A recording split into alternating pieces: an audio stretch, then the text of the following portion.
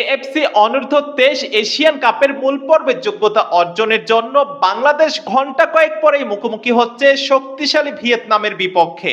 বাংলাদেশ অনূর্ধ্ব 23 বনাম ভিয়েতনাম অনূর্ধ্ব 23 দলের মধ্যকার এই ম্যাচে হেড টু হেড লড়াই কিংবা দলগত পারফরমেন্স লাস্ট 10 ম্যাচে কোন দল কি রকম করেছে এবং সেই সাথে র্যাঙ্কিং এ কোন দলের কি রকম অবস্থান, শক্তিমত্তার দিক থেকে বাংলাদেশ উইনিং প্রেডিকশনে কোথায় অবস্থান করতেছে, ভিয়েতনাম উইনিং প্রেডিকশনে কোথায় অবস্থান করতেছে, সংক্ষিপ্ত আকারে এই ইনফরমেশনগুলো আপনাদেরকে দেওয়ার চেষ্টা করব এবং সেই সাথে ম্যাচ শুরুর অফিসিয়াল টাইম এবং সেই সাথে কোথায় দেখতে পারবেন এগুলো থাকতেছে আলাদা একটা ভিডিওতে, তাই লাইক দিয়ে চ্যানেলটি সাবস্ক্রাইব করে রাখতে ভুলবেন না। সো ফাইনালি শুরু করতেছি আজকের এই ভিডিওটি। শক্তিশালী ভিয়েতনামের বিপক্ষে ঘন্টা কয়েক পরে অর্থাৎ বুধবার সন্ধ্যায় মুখোমুখি হচ্ছে বাংলাদেশ। বাংলাদেশ অনূর্ধ্ব 23 দল লাস্ট আমরা দেখেছিলাম বাহরাইনের বিপক্ষে দুইটা প্রীতি ম্যাচ খেলেছে এবং দুইটা প্রীতি ম্যাচে বাংলাদেশ খুব যে ভালো করেছে এটার বলার কোনো সুযোগ পাচ্ছি না।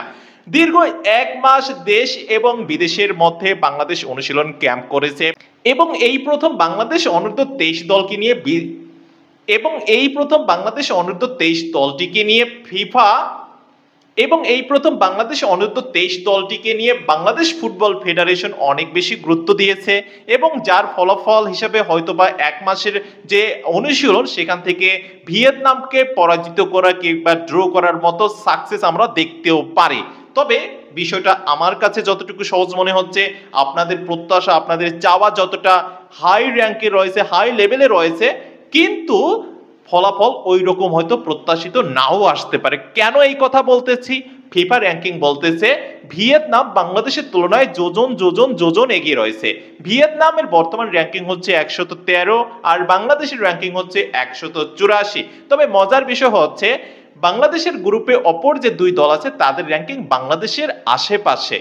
যদি আমি ইয়ামেনের কথা বলি তারা 156 আর সিঙ্গাপুর রয়েছে 159।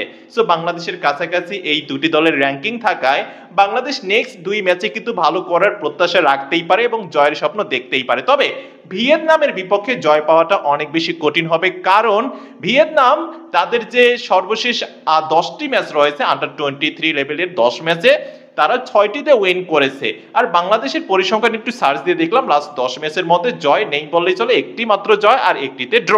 উইনিং প্রেডিকশনে বাংলাদেশ 10 থেকে 15% আশেপাশে থাকতেছে আর ভিয়েতনামকে রাখা হয়েছে 60%, বাকিটা অবশ্য ড্র হতে পারে এমন রাখা হয়েছে। সো ফাইনালি বাংলাদেশের জন্য এই ম্যাচটা অনেক বেশি চ্যালেঞ্জ। এই ম্যাচে যদি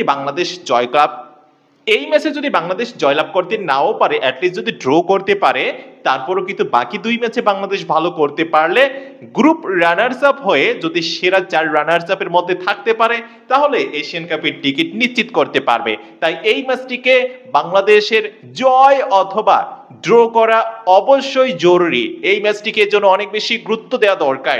সো ফাইনালি বাংলাদেশ সাকসেস হোক, বাংলাদেশ উইন করুক অথবা ড্র করুক সেই প্রত্যাশাই করতেছি এবং ভিয়েতনামের বিপক্ষে ভালো গেম উপহার দেখ বাংলাদেশ অনূর্ধ্ব 23 দল, সেই প্রত্যাশা রেখে আপাতত ভিডিওটি এখানেই শেষ করতেছি। খেলাধুলার সর্বশেষ আপডেট মিস করতে না চাইলে একটি লাইক দিয়ে চ্যানেলটি সাবস্ক্রাইব করে রাখতে ভুলবেন না। এতক্ষণ সঙ্গে থাকার জন্য অসংখ্য ধন্যবাদ।